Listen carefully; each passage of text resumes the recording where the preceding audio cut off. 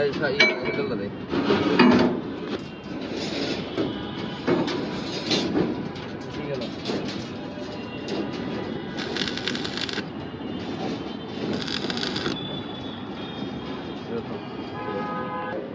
হচ্ছে আমাদের কন্ট্রাক্টর সাহেব, সিভিল কন্ট্রাক্টর। উনি কাজ করছে এখন সিঁড়ির কাজ।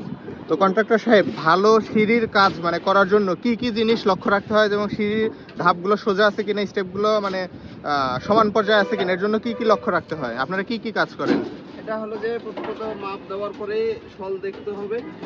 আচ্ছা, শল দেখে নিয়ে যে সোজা আছে কিনা সিঁড়ির ধাপটা, আর মানে ধাপগুলো সমান আছে কিনা, যে কতটুকু উঁচু হচ্ছে, মানে ধাপগুলো যেমন হচ্ছে 6 ইঞ্চি বা 8 ইঞ্চি, সেগুলো রাখার জন্য সুতা দিতে হচ্ছে।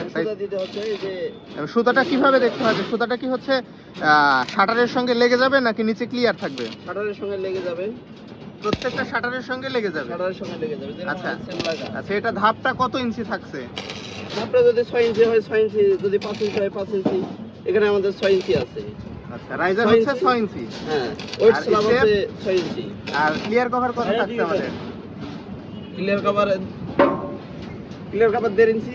আচ্ছা, আমরা জানি যে উপরের সার্ফেসে আমাদের কলাম কিংবা সিঁড়িতে 1.5 ইঞ্চি ক্লিয়ার কভার রাখতে হয়। আচ্ছা আচ্ছা, সিঁড়ির ওয়েট স্ল্যাবে তো 3-4 ইঞ্চি। আচ্ছা আচ্ছা, এই ওয়েট স্ল্যাবে নিচে 3-4 ইঞ্চি থাকবে, আর সাইডে 1.5 ইঞ্চি। সাইডে 1.5 ইঞ্চি। ওকে।